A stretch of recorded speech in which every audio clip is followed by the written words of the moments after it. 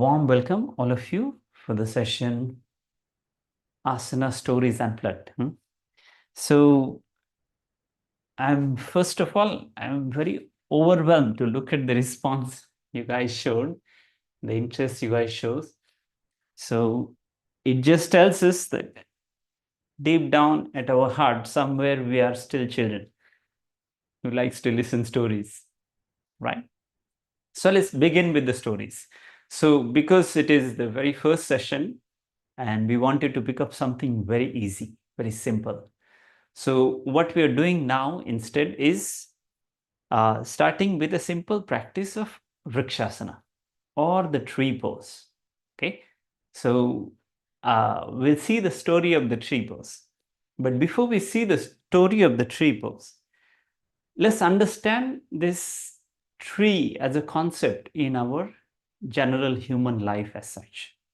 Okay, so I would like to draw your attention to how we perceive trees in different cultures. So in different cultures all around the world have different stories related to trees. There are many mystical trees, there are many mythical stories around the trees, mysterious stories around the trees. So we want to know one thing for sure, that stories of the tree are innumerable. So I needed to pick up some of the stories. Now, before we move to the stories, let's understand how we perceive trees in yoga. If you have ever come across one of the Guruji's finest works, The Tree of Yoga, have you heard this name? Just a moment. Looks like there is some disturbance. So,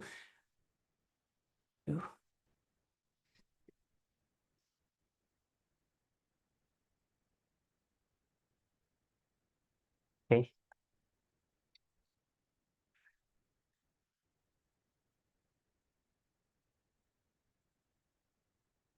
Okay.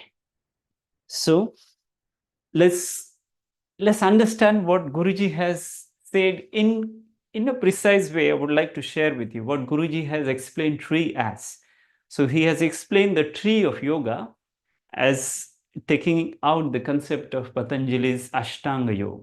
So there are 8 parts of a tree significant for its survival and for its continual survival, getting new seeds and getting new plants. So what are these 8 parts? The first part of the tree is roots. So roots are like yamas in Ashtanga Yoga, the social contacts, making peace with the society. Then second important part or more powerful part of a tree is its trunk, that is niyamas. One has to make peace with one's own self. For that, you have to follow certain personal codes and conducts. Those are niyamas.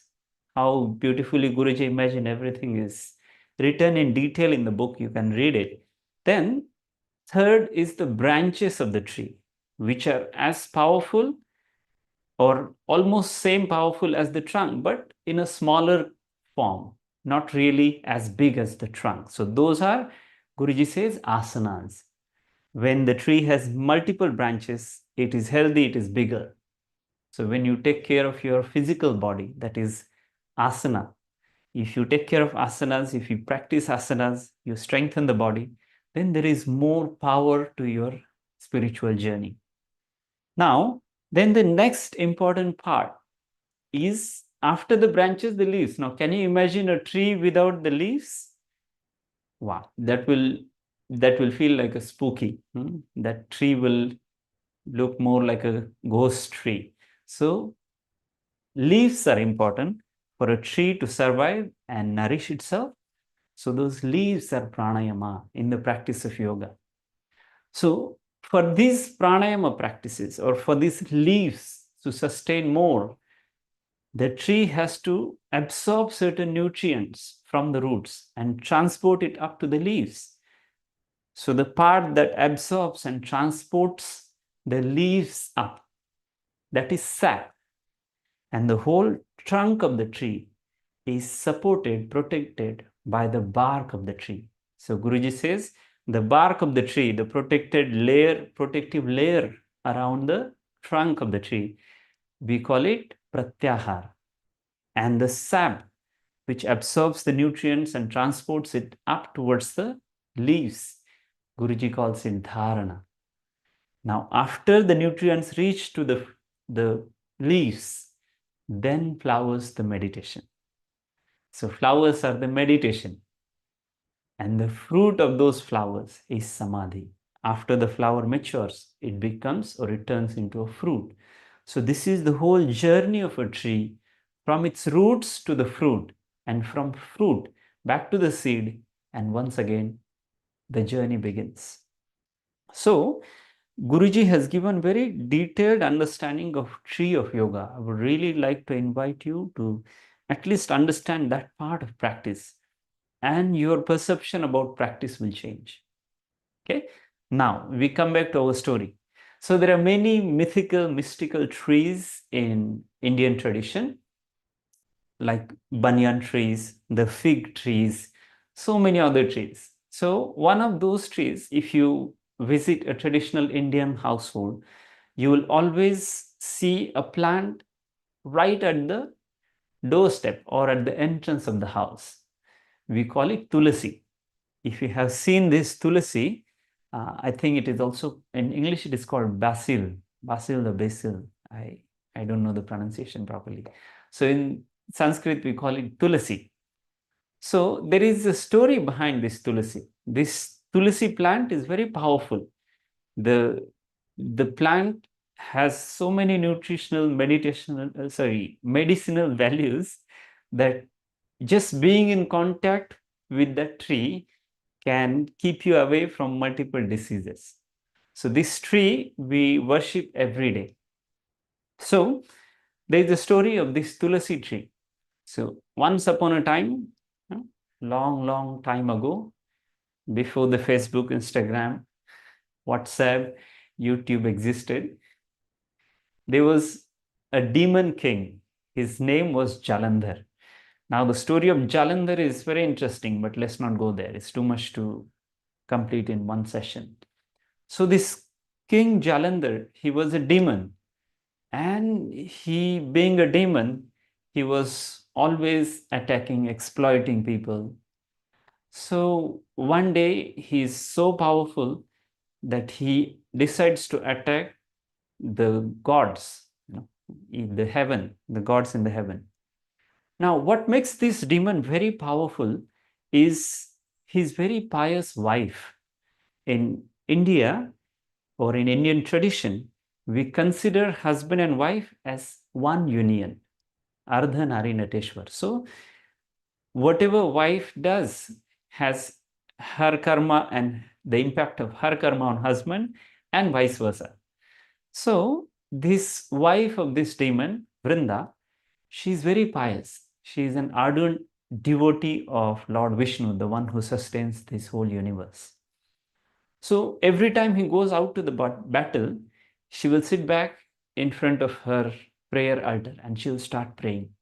And as long as she is praying, her prayers will create a kind of protective shield around her husband, and he will always be protected.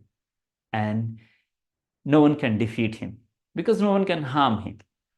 And then this makes this demon very powerful, so much so that once he decides to go and attack the gods in the heaven. So he goes to the Lord Shiva, Mount Kailasha, Lord Shiva and Shakti. Both of them, they are in Mount Kailash. And then he goes there and he looks at Shakti, and then he says, okay, I'm going to attack this place, and this is going to be my place, and you have to get out of this place. So Shakti is very powerful goddess, but at the same time, as much as she is powerful, she protects herself. But looking at her avatar, or looking at her fierce being at that moment, this demon backs off, he goes back. When he goes back, Shakti goes to Vishnu and asks him, Lord, we must do something. This guy is being invincible. Today he came to Kailasha, and there is possibility he will take over Kailasha He continues to be so powerful. So the secret is because his wife is praying in the house. So Lord Vishnu says, okay, I'll do one thing. I'll go to her house during her prayers and distract her. When she is no more praying, there is no more protective shield around her husband, then you can win the war. So it happens so that this Jalandhar, this demon king, goes again on Kailasha to attack Lord Shiva and Shakti. So now both Shiva and Shakti are there. There is a war, like the war continues for 3 days. The demon is just invincible. So almost towards the third day, Lord Vishnu goes to the house of Vrinda, or this demon king. And he goes into his house and disguises himself as Jalandhar, or the king. And when he comes to the home, the wife looks at him. She doesn't understand. Of course, he's a god. So she looks at him and then she thinks, okay, now the war is over. So the prayers are stopped. And when the prayers are stopped, she gets a sixth sense that something is wrong, something is not right in the place. But during her state of doubt and during the state where she stopped the prayers, simultaneously the war is also going on. So in that battle, this demon king Jalandhara is killed. And when he is killed, the Lord Vishnu, who disguised himself as Jalandhar in front of his wife, he comes into his original form. So now for Vrinda, it is a little puzzled because for whole of her life, she has been praying Lord Vishnu, the God. And why this God has to come and disguise as husband and distract me from prayers? Now my husband is passed on.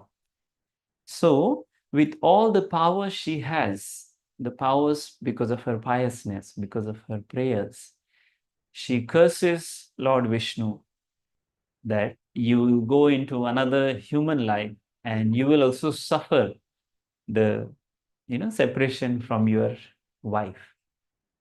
So she says this, and then she commits suicide, or she goes on the funeral pyre of her husband. So when she goes there, she dies, and when she dies, from the ashes where she was burned, a tree comes up, a plant comes up. Now that plant is said to be Tulasi. Now this Tulasi, as the Vrinda was, is very pious, very powerful, very medicinal, and very divine. So Lord Vishnu, being happy with her prayers, says, okay, even though you have been a very good devotee, you had to go through this, but I give you a boon, a blessing that you will be worshipped in every household wherever I am worshipped. So when people offer me food, the food will not be complete till the time they don't add a couple of leaves from tulasi in that food. When they add the tulasi leaves into the food, it will be accepted by me. So this is the story of tulasi. Now, what we have to take away from this, well, we just understand tree as an analogy that Guruji has shown us. This is one of the best ways a tree can be explained, understood practically in terms of practice, right?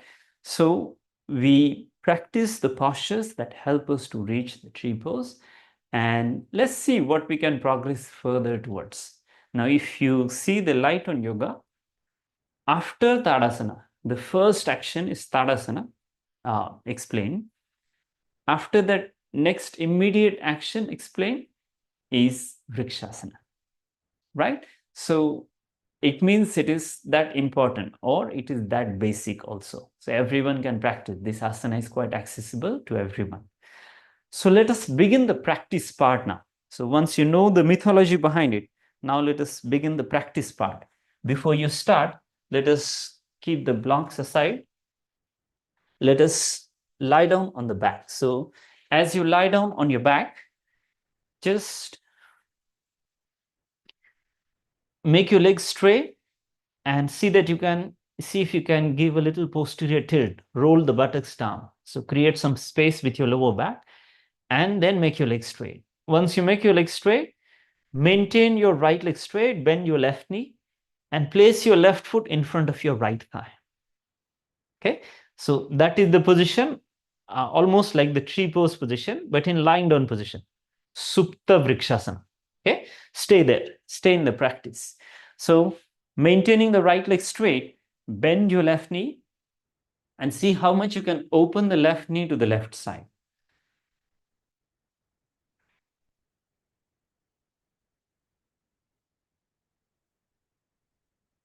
Breathe consistently and see what is happening with your lower back at this moment. When you lie down and open the right knee to the right side, what's happening with the lower back? Now change the side. Left leg straight, bend your right knee, open the right knee to the right side.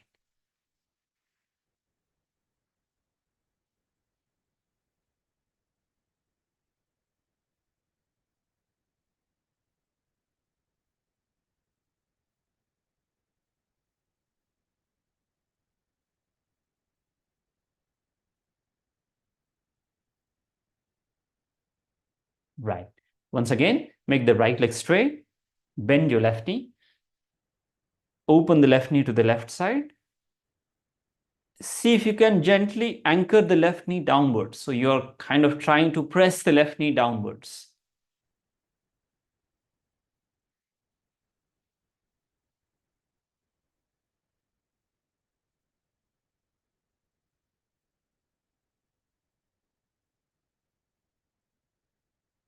Right. Change the side.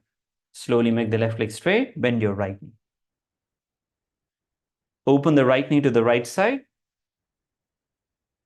and see what's happening with the lower back. Usually the experience is lower back is being lifted off the mat and also the left buttock. Since you're bending the right knee, you will find the left buttock is also being lifted.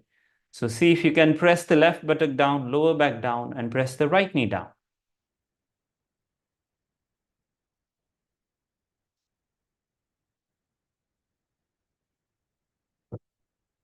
Good.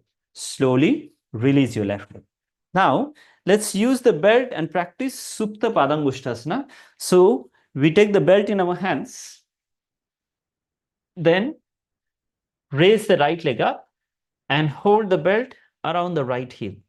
As you hold the belt around the right heel, see how much you can press the right hip down. So, the right hip bone has to be pressed down as much as you can. Those who find it is comfortable for you, you can use the belt or you can hold the belt a little higher. Maybe you can pull the right leg a little closer. See that the knee is straight.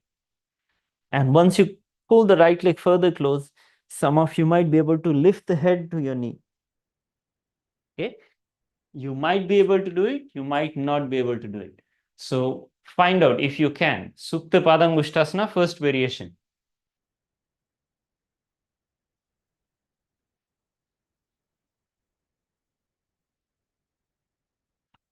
Release your practice and change. Same action with other side. Raise your left leg up, wrap the belt around your left heel, and then making the left leg straight up towards the ceiling. Good. Hold the belt around the left heel. Correct. And then see if you can press the left hip bone down towards the mat. As much as you can. Right leg remains straight. Press the right knee down.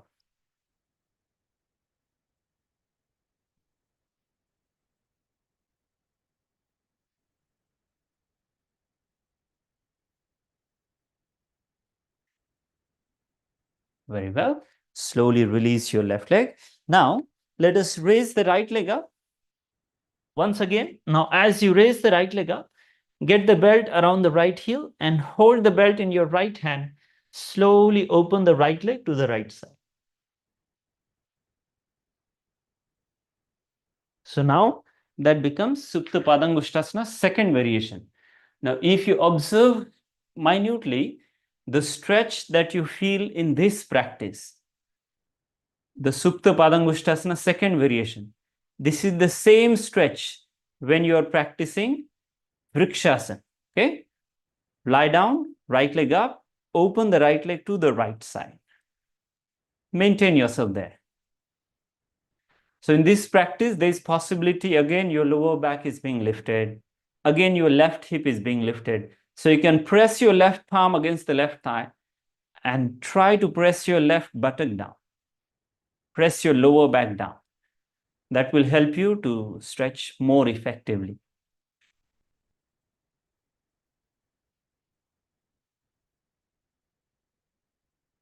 Right. Slowly raise your right leg back and up.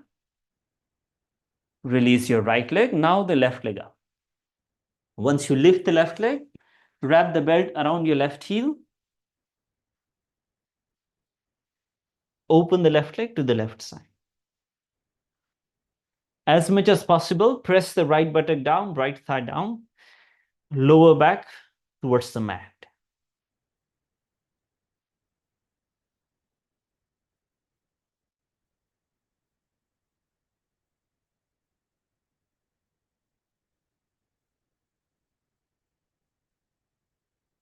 Good. Slowly raise your left leg back and up. Release that practice. Keep the belt aside. Bring your right knee to the chest. Hug your right knee tightly. Press your right thigh against your tummy, left leg straight down on the mat. Just press the right thigh as much as possible towards your tummy, towards the abdominals. Then change, right leg straight, bend your left knee. Press your left thigh against your tummy.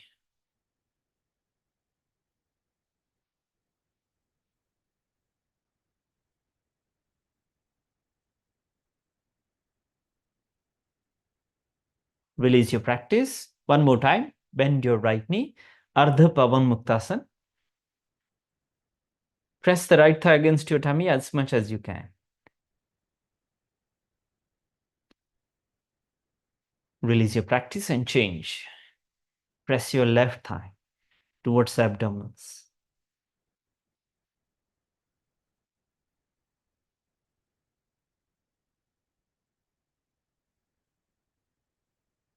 Good. Now release both your legs and bend both your knees.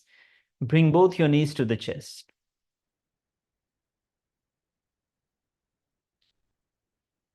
All you need to do is press your thighs against your abdominals. Huh? No need to lift the head, no need to do anything else. Good. Now turn to one side and let's come up into Adho Mukha Svanasana. Place your palms forward, shoulder distance apart. Lift the buttocks up and back. Press your heels, knees, hips back as much as you can.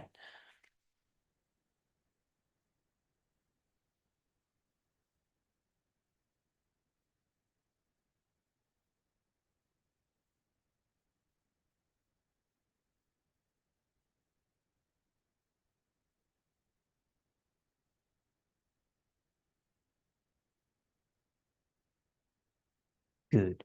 And now walk your legs forward. Come into Uttanasana, standing forward bend. As steep as your body allows you to bend forward.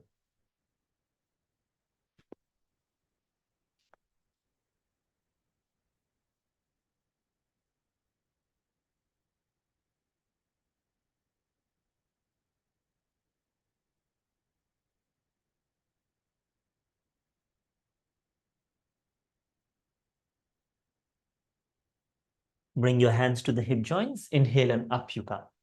Now, once you come up in standing position, move to the front of your mat. Let us move. So up to now, you have practiced static actions. Let us move a bit with the help of sun salutations. Standing straight in Tadasana. Inhale, join the palms together. Namaskarasan. Raise your hands. Urdhva Namaskarasan. Join the palms, look up. Exhale, bend forward. Uttanasana. Stay there as you inhale. As you exhale, you can step, you can walk, or you can hop your legs back. Adho Mukha Svanasana. Maintain your legs active. Inhale, Urdhva Mukha Svanasana. Press your thighs up, press your knees up, open up your chest. Legs active, arms straight. Exhale, Chaturanga Dandasana. Again, inhale, Urdhva Mukha Svanasana. Exhale, Adho Mukha Svanasana. Soften the knees. You can step, you can walk, or you can hop your legs forward. Uttanasana, forward bend. Inhale, raise your hands, join the palms. Urdhva Namaskarasan. Namaskarasan, hands at your heart center. Samasthiti. Again, join the palms. Namaskarasan. Inhale, Urdhva Namaskarasan. Exhale, Uttanasan. Stay there. Inhale. Exhale, Adho Mukha Svanasana. Inhale, Urdhva Mukha Svanasana. Maintain the legs active. Exhale, Chaturanga Dandasana. Inhale, Urdhva Mukha Svanasana. Exhale, Adho Mukha Svanasana. Soften the knees. Step, walk, or jump your legs forward. Uttanasana. Raise the hands. Inhale, Urdhva Namaskarasan. Namaskarasan. Samasthiti. Third round. Join your palms. Namaskarasan. Inhale, raise the hands. Urdhva Namaskarasan. Exhale, bend forward. Uttanasan. Stay there as you inhale. Exhale, Adho Mukha Svanasana. Inhale, Urdhva Mukha Svanasana. Exhale, Chaturanga Dandasana. Inhale, Urdhva Mukha Svanasana again. Exhale, Adho Mukha Svanasana. Soften the knees. Step or walk or hop your legs forward. Uttanasana. Raise your hands. Inhale, Urdhva Namaskarasan. Namaskarasan, hands at your heart center. Samasthiti. Inhale, join the palms. Namaskarasan. Raise the hands. Urdhva Namaskarasan. Exhale, bend forward. Uttanasan. Stay there as you inhale. Exhale, Adho Mukha Svanasana. Inhale, Urdhva Mukha Svanasana. Legs active. Exhale, Chaturanga Dandasana. Same activation of the legs. Inhale, Urdhva Mukha Svanasana again. Exhale, Adho Mukha Svanasana. Soften the knees. Step or walk or jump forward. Uttanasana. Raise your hands. Inhale, join the palms. Look up. Namaskarasan, hands at your heart center. Samasthiti. One more round. Join the palms. Namaskarasan. Inhale, raise the hands. Urdhva Namaskarasan. Exhale, fold forward. Uttanasan. Stay there. Inhale.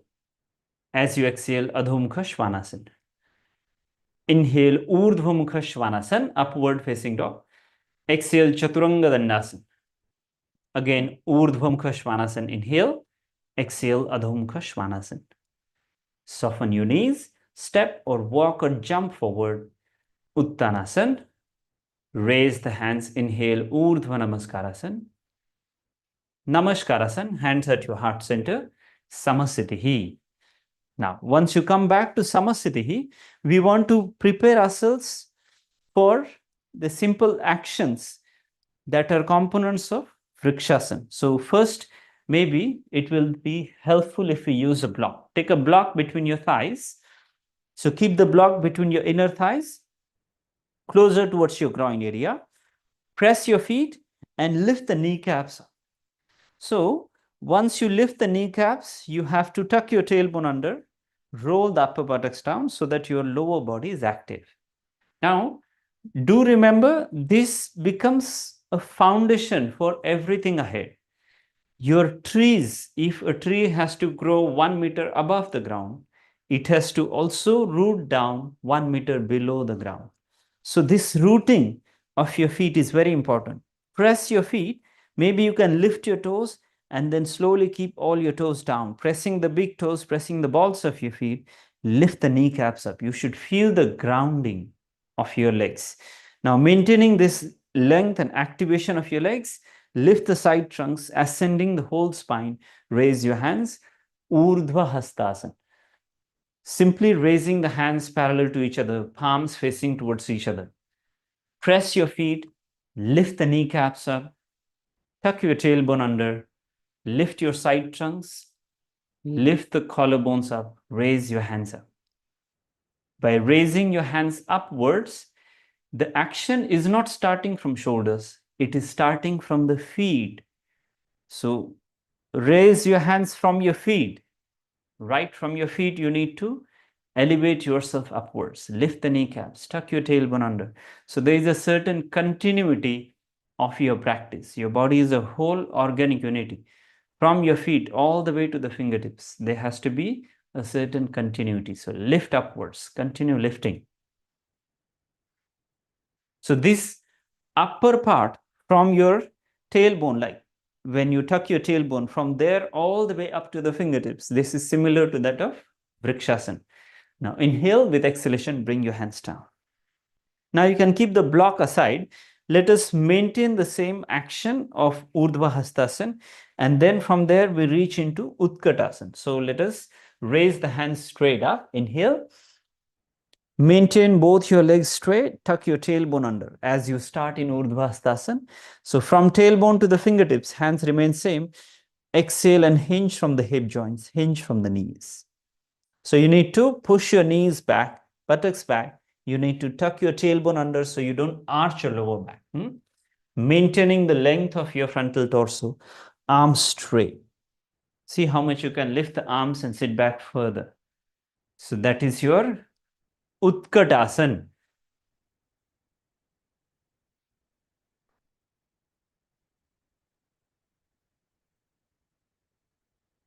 Now continue shifting your weight towards the heels. Inhale, raise the hands up. Still weight towards the heels. Exhale, Tadasana. Now, after you practice Utkatasana, since I mentioned it before, Vrikshasana is like more of an external rotation, outward rotation for your hip joints. So we can give the basic actions of outward rotation. I hope you have access to wall. So what we are going to do is we will take our mat to the wall. If you have sticky mat, you have to fold it and then go closer to the wall.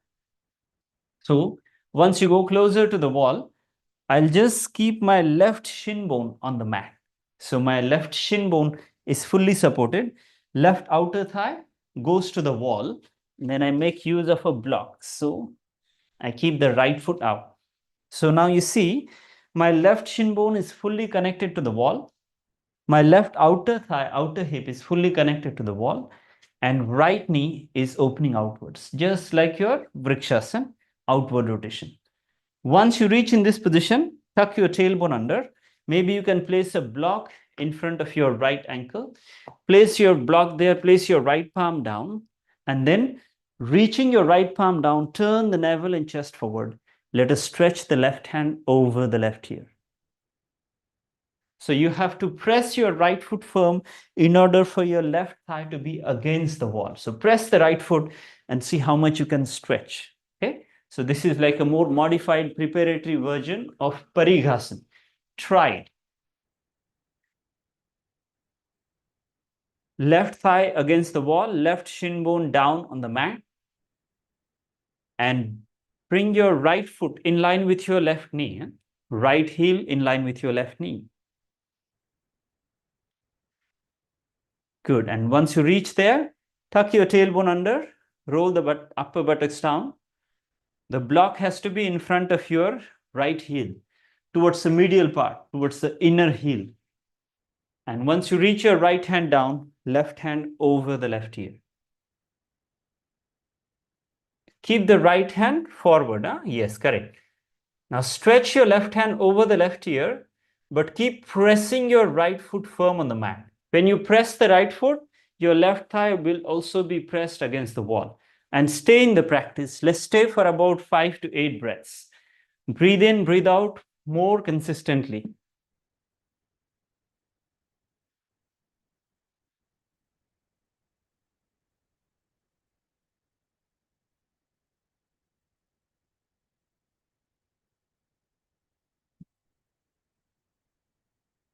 Great. Now inhale and up you come.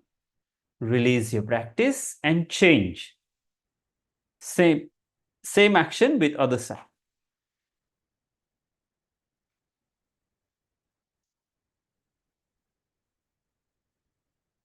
Press your right shin bone firm on the mat. Tuck your tailbone under and bring your left foot in line with your right knee. So you're making a 90-degree angle with your left knee. And then reach your block in front of your left heel, left palm on the block, and stretch the right hand over the right ear.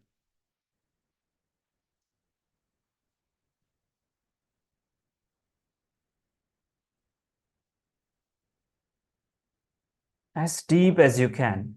Stretch.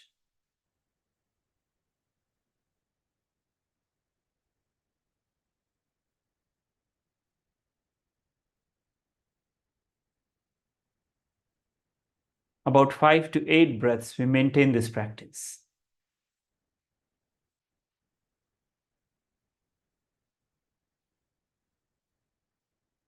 Inhale and up you come. Release. Now, the same action, but now we move the same action to a little next level. So we keep our left shin bone against the mat, left outer thigh against the wall. And as you keep your right foot in line with your left knee, we just extend the right leg.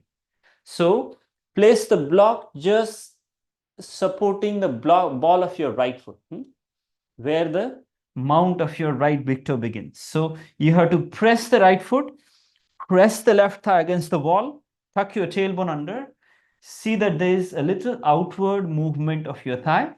No? So outer buttocks move downwards, and then reach your right hand to the right shin bone. Keep pressing the left thigh against the wall. Stretch the left hand over the left ear. Parighasan, the gate pose. I've often seen people mistaking the name as Parighasan.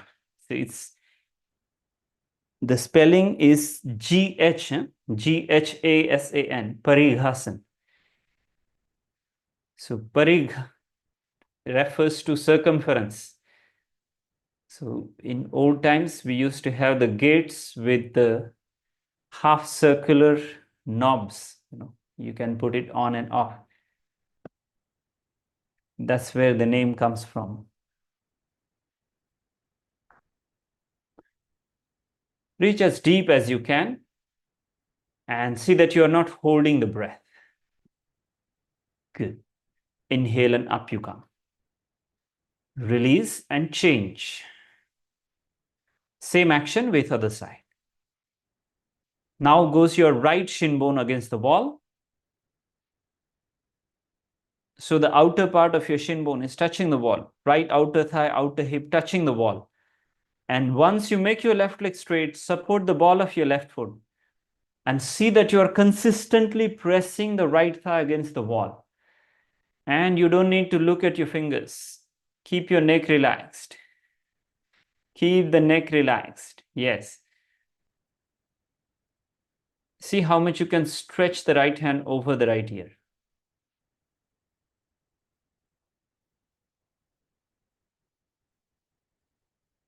Rohini, you need to bring the left hand down towards the left knee, if it is possible for you. Then you can stretch sideways. So it's a side stretch. Yes, correct. If you cannot, then it's a different story. But if you can, you should. Beautiful. Inhale and up you come. Well, inhale, release your practice and come up. Now, once you come up, let's again unfold our mats.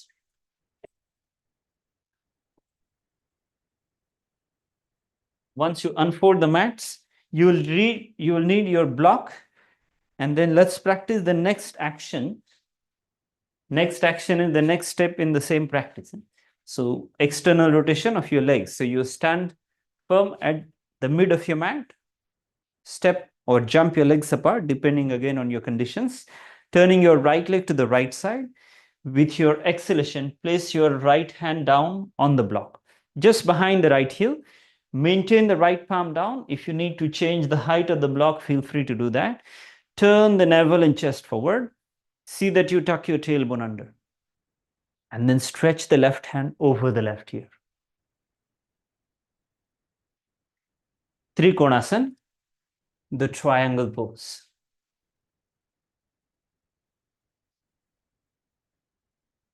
Turn the right leg to the right side. Inhale with exhalation, reach down.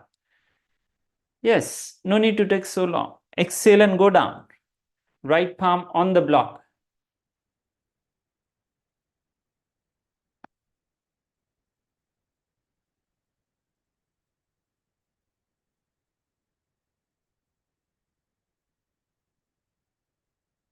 So your left hand is straight up towards the ceiling.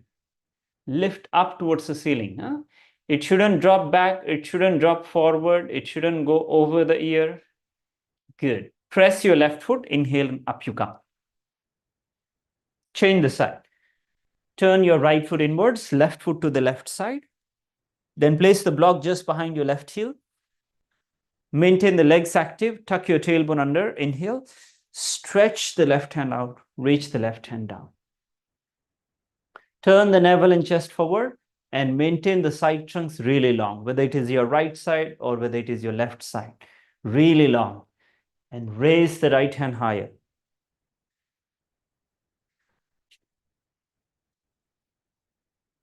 So the action of external rotation has to clearly come up. Even though your right foot is turning inwards, turn the right thigh a little outwards.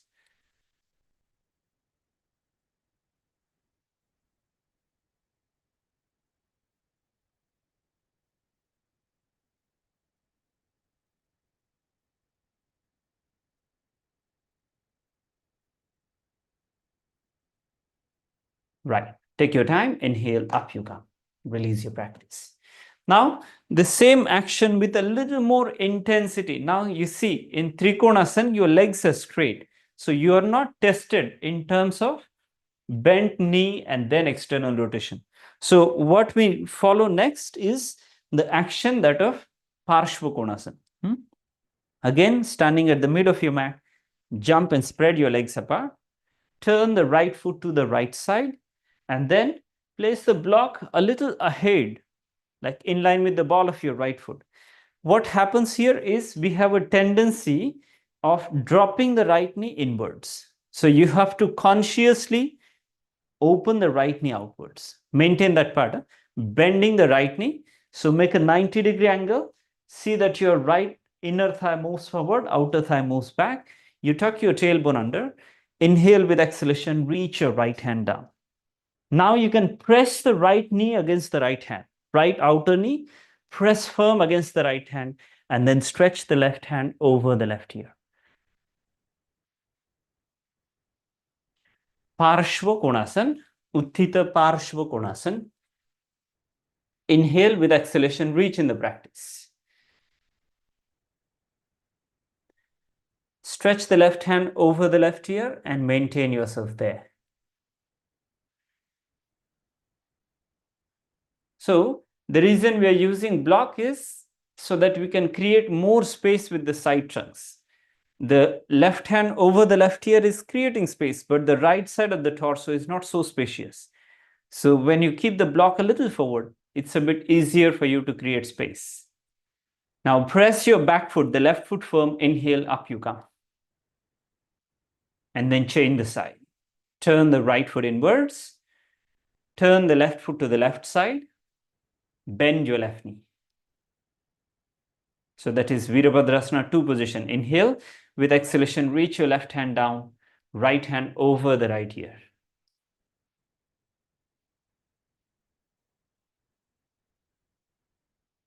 As you reach the right hand over the right ear, bring your attention to the left foot. The left outer foot has to be pressed. Bring the left outer knee closer to the left hand. So bridge the gap between your left knee and the left hand. The more you press your left knee towards the left hand, the deeper your stretch.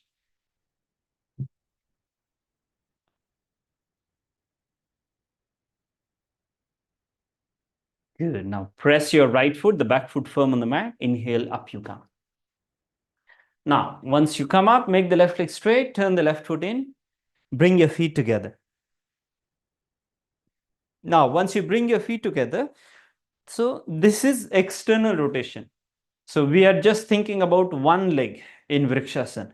Now, let us also figure out how we are comfortable with the balance or we are not comfortable with the balance. So you stand straight, press your left foot firm, lift your right knee up and hold the right leg with your hands. See if you can maintain the balance as you hug your right knee to the chest as much as you can. Just lift your right knee to the chest. Correct. Good. Now release your practice and change. Lift your left knee up and hug your left knee to the chest. as much as you can.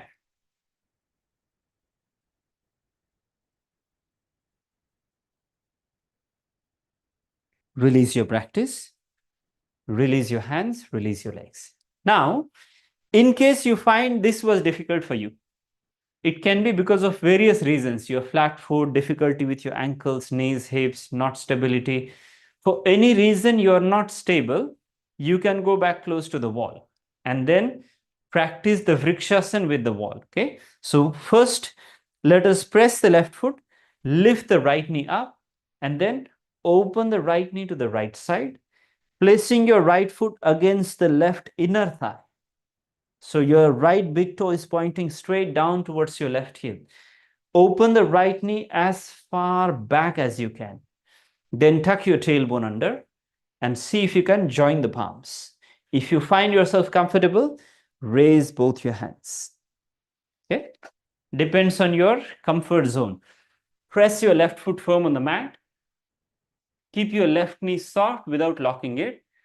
Press your right foot against the left inner thigh. Tuck your tailbone under and raise your hands up. If you are struggling with balance, please go close to the wall. Huh? First, clarity is important. Balance comes much later. Being pro with your practice comes much later.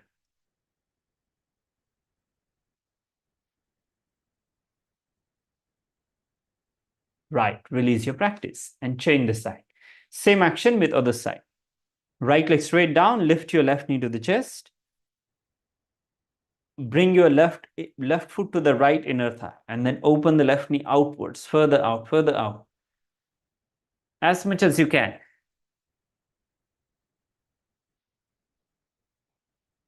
And then join your palms together at your heart center. Those who are comfortable may raise the hands all the way up.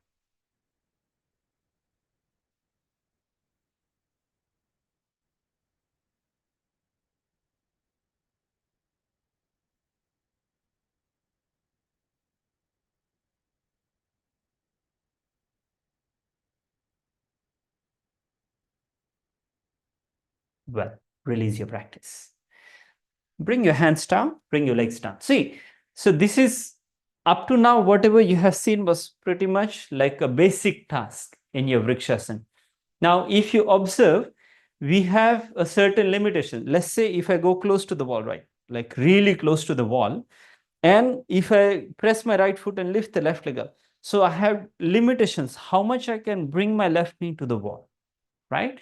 So just in order to get yourself a little deeper, see if you can make use of a block. Now, if you have access to foam block, soft block, that will be good.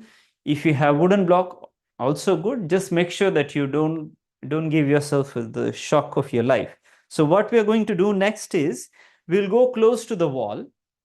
Okay, not really very close because you see our feet are narrow, but upper body, middle body is broader. So we want to keep, let's say, 1 block distance between the heel and your wall. Okay, once you go there, then lift the right leg, right foot goes against the left inner thigh. And then keep the block on the edge of your right knee. So you're really pressing against the block.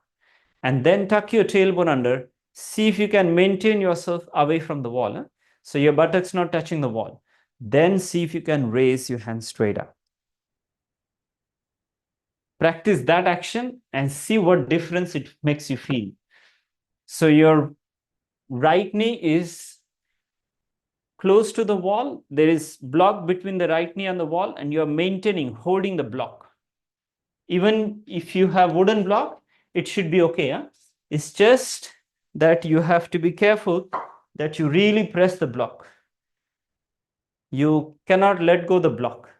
If you let go the block, then the practice is done. Yep, exactly like that.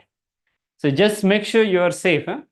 If you're using wooden block, press the right knee against the block.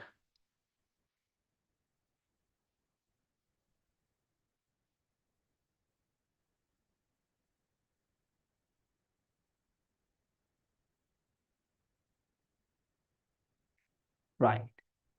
we shouldn't be holding it too long. Slowly hold the block first, release, and then change. Same action with other side.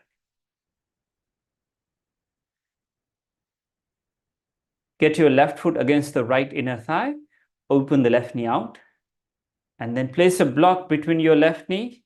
So the block has to be flat. Some of you are not keeping it flat.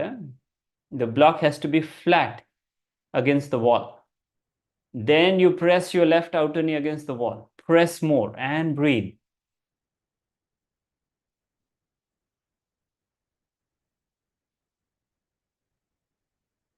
See if you can root down your feet firm. Your feet are the roots of your practice. So press your right foot firm, press your left foot firm against the right inner thigh, and continue lifting yourself, elevating yourself.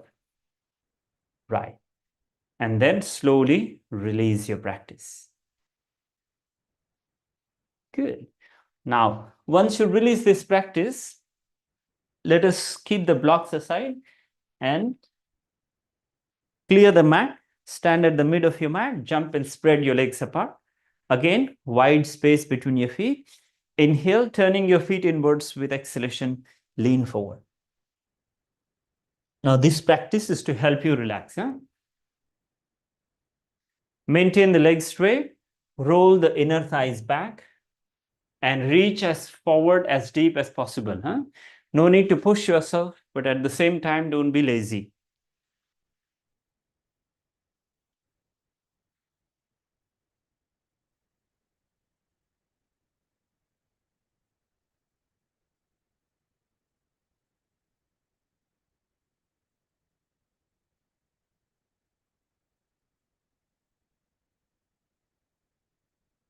Prasarita Padottanasana. Keep your breathing consistent, legs active, lift the kneecaps up. As much as you can, pressing the heels down, lift your buttocks away from the heels.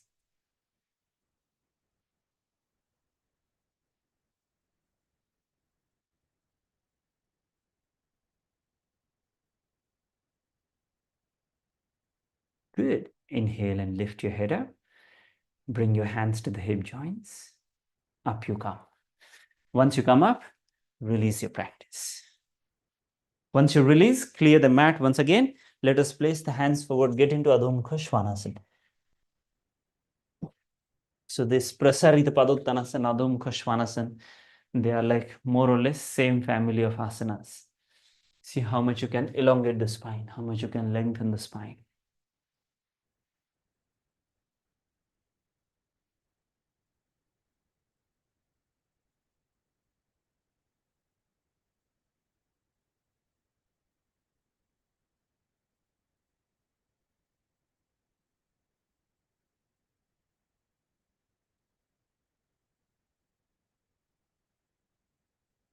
Good. Bring your knees down. Let's come into sitting position. Now, once you come up in sitting position, make your legs straight. So that was our standing part of the practice. Now let us get into the sitting action. Now, if you sit straight and you have difficulty making your lower back straight, let's say you have lower back bulging out, then in that case, you need to use some sort of support to elevate your sitting bones.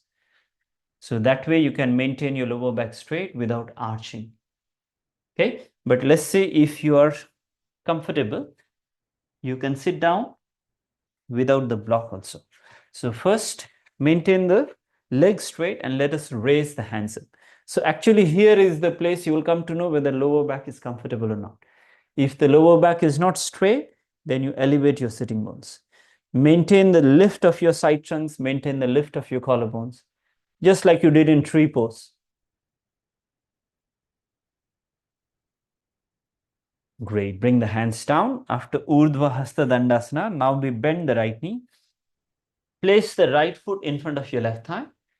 And as you place the right foot in front of your left thigh, your right foot is not touching the left thigh. So we try to make a 90-degree angle here with your both thigh bones. Like this is the left thigh and then this is the right thigh. You kind of make a 90-degree angle. Okay. So once you form that 90-degree angle, you have to maintain the left leg straight and see if you can draw the left leg back. So just pull it back a little in the same line. Inhale and raise your hands up. With one exhalation, reach out to your left foot with your hands. And those who are not so comfortable to reach out the left foot, well, you need to use a belt around the left heel and see that you make your spine straight. Don't bend forward. If your lower back is not comfortable, hamstrings are not flexible. Now, those who can reach the foot, you keep on opening the chest. Those who are more comfortable, bend your elbows and reach further deep. You might reach your abdominis to the left thigh, chest to the left knee, forehead to the left shin bone, Janu Shirshasana.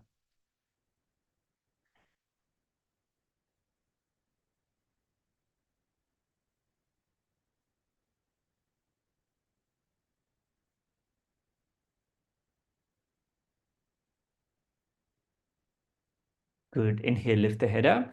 Raise your hands up. Bring your hands down. Exhale. Release and change. Same action with other side. Right leg straight. Bend your left knee. Left foot in front of your right thigh, but not really touching the right thigh. Open the left knee out and draw the right leg back. So you have to really pull the right leg back and then raise your hands up. Inhale, with one exhalation, bend forward. As deep as your body can comfortably take it. Comfort in the sense you shouldn't be feeling any pain in the lower back or in the inner knee. So pain on your muscles is a good sign. It means your practice is working. So feel the stretch on the right calf muscles on the back of your right knee, your right hamstrings.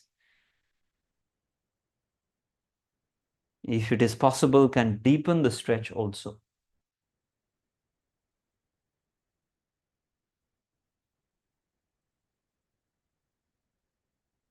Well, take your time, inhale and lift the head up. Raise both your hands up. Bring your hands down, exhale. Now, left leg straight. Let's again bend the right knee. This time, reach your right ankle on your left thigh. So that is half lotus.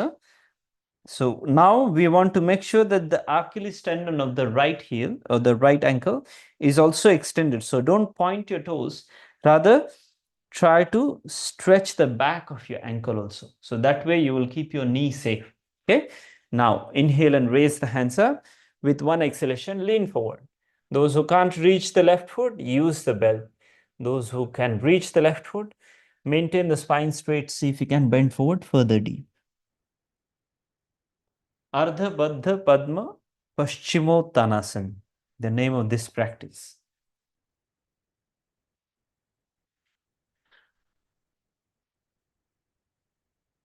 So this is like a next step in the practice of external rotation. In the practice of Vrikshasana, Janu Shirshasana, the foot is in front of your thigh. This time it is much deeper rotation for the hip joint. Take your time, lift your head up. Inhale, raise the hands up. Bring your hands down, exhale. Change the side. Right leg straight. Bend your left knee. Same action with other side. Left ankle on the right thigh. Maintain the spine straight. Raise the hands. Inhale. With exhalation, bend forward.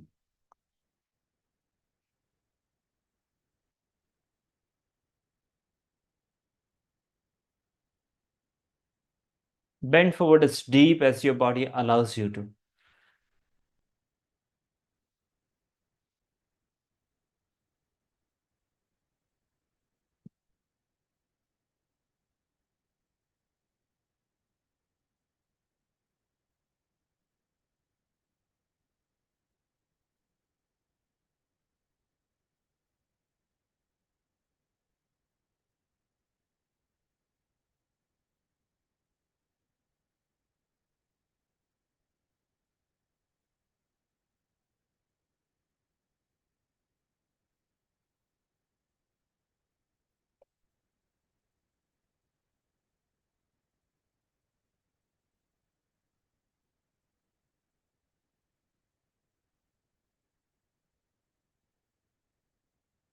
Take your time. Inhale and lift the head up. Release your practice. Well, now after Ardha Baddha Padma Paschimottanasana, let us make both the legs straight and let's explore the next action, Upavishta Konasana. Just open both your legs wide apart. So, not necessary that it is comfortable for everyone. So, those who find it is not comfortable, particularly for the lower back, you can use the block to elevate your sitting bones. Sit straight, keep your legs straight and active. Activate the quadriceps, front thighs, pull the kneecaps up and toes pointing up. Roll the shoulders, open up the chest. Now, those who are more comfortable, you may maintain yourself here and reach your hands to your big toes. So even though you're holding the big toes, see that the side trunks are really long. And then once your side trunks are long, open up the chest, inhale. With exhalation, you may bend forward also.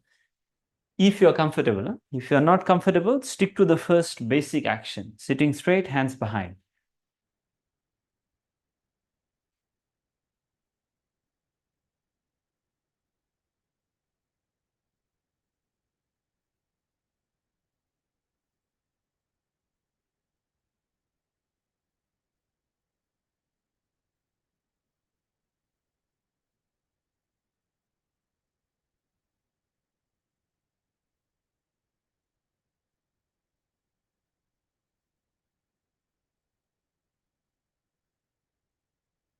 Right. Inhale and lift the head up.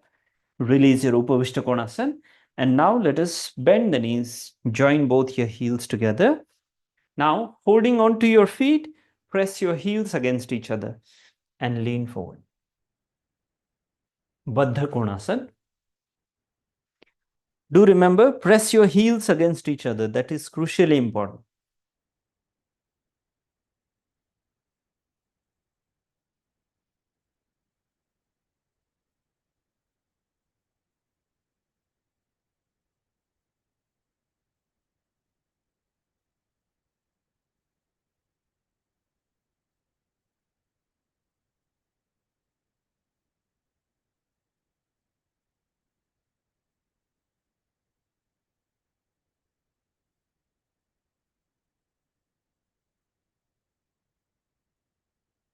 Right. Take your time. Lift your head up. Inhale. Release your practice. Now, a lot of external rotations we have practiced. Now, bring your feet forward. Let us practice Gomukhasana. Okay. First, bring your left heel outside the right hip. Then bring your right heel outside the left hip.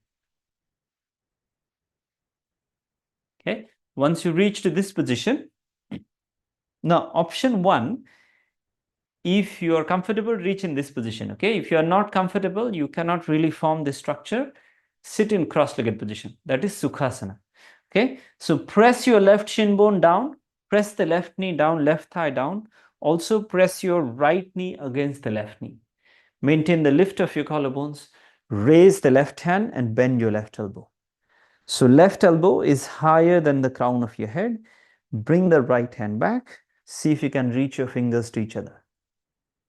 Inhale. With exhalation, maintain the sitting bones firm and lean forward.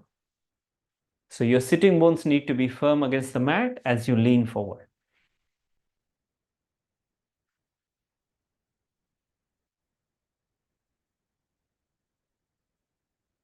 Gomukhasana, the cow face pose.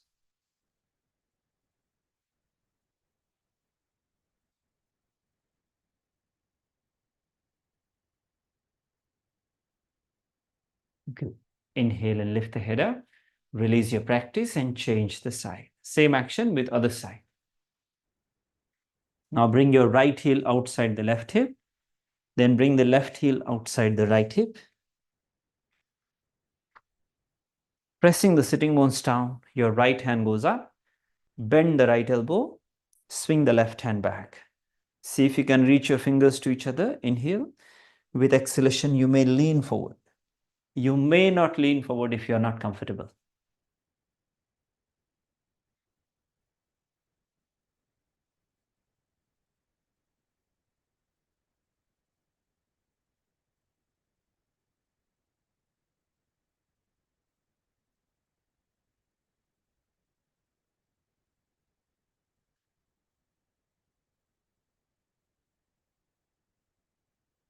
Good. Inhale and lift the head up.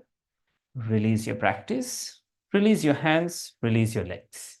Once you release your hands and your legs, let us clear the mat and simply lie down on your back.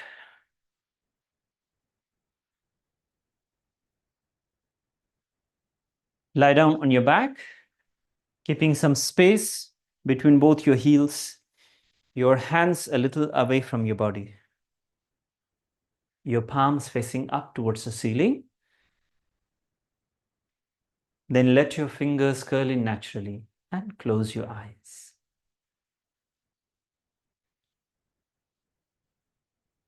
As soon as you close your eyes, bring your attention to your feet. Relax your feet. Relax your ankles. Relax your calf muscles and shin bones. Relax your knees and your thighs. Relax your pelvis, your buttocks. Both your legs are relaxed. Relax your fingers and palms. Relax your forearms, your elbows and arms. Relax your shoulders, relax your shoulder blades.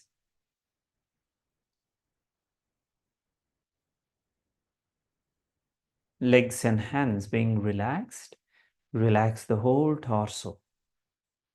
From your tailbone to the base of your skull, the whole spine, lower back, middle back, upper back. Relax.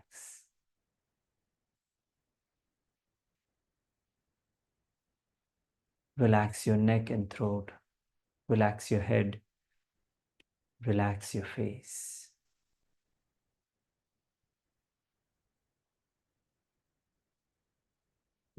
Once you relax the face, relax your senses also.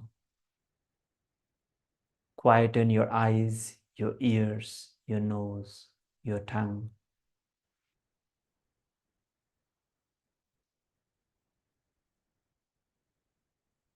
The body is relaxed. The senses are quiet. Now bring your attention to the breath.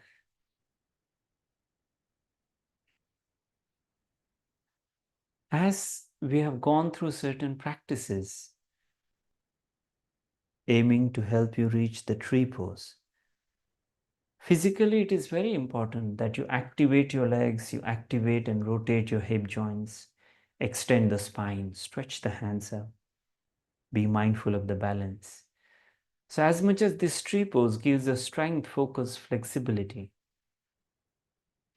there are some other things we need to learn from this tree. The trees are naturally relaxed. Have you noticed this? You will find trees naturally relaxed.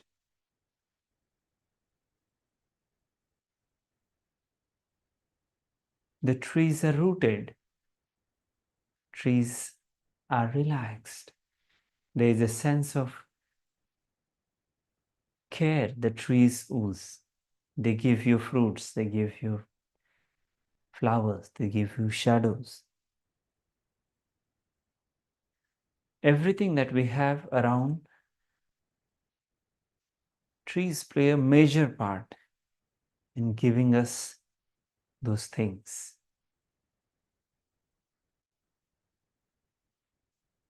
So trees teach us to give.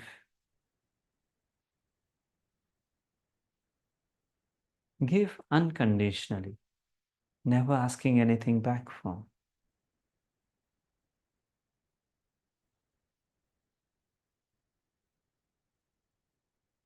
Being useful is another part that we can learn from trees. Every part of the tree is useful. When the tree is alive, it is useful. When we cut it, it becomes timber, it is useful. Even the wooden furniture, when it is outdated, we make fire out of it. Even the coal that comes out of the trees, the wood fire, even that gives us more heat.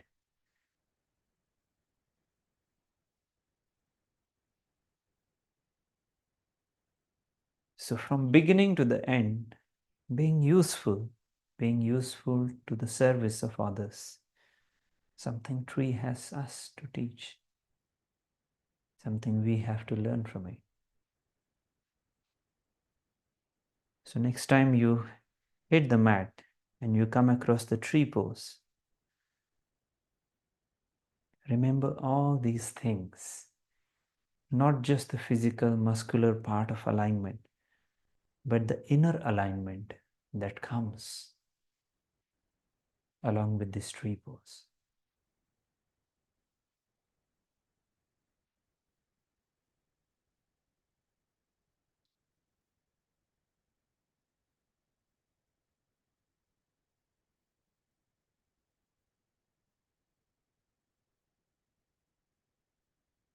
Prepare yourself to come out of this relaxation. Slowly, let us bend the knees and turn your body to the right side. Support your body with your left hand. Come up in sitting position.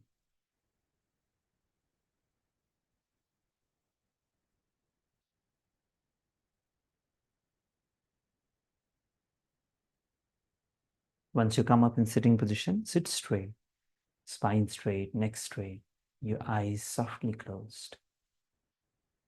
Still the same relaxation, same restfulness. So after a gentle class, a mindful relaxation, it will help you to make the whole body feel a bit refreshed, more spacious.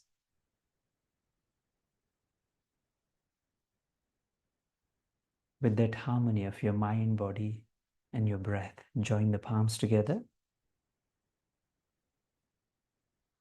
Let's conclude the session here. Bring your chin to the chest. Softly open your eyes. Namaste. Thank you very much, everyone, for your presence, your patience, for tolerating me. Hopefully, see you again next week. So, this week we started on a mild note of the tree pose. Next week onwards, we pick up the practices that might be more challenging, that might require a little more props, a little more preparation. Okay, so I hope you enjoyed the class and the stories that we share with these classes. See you again. Namaste.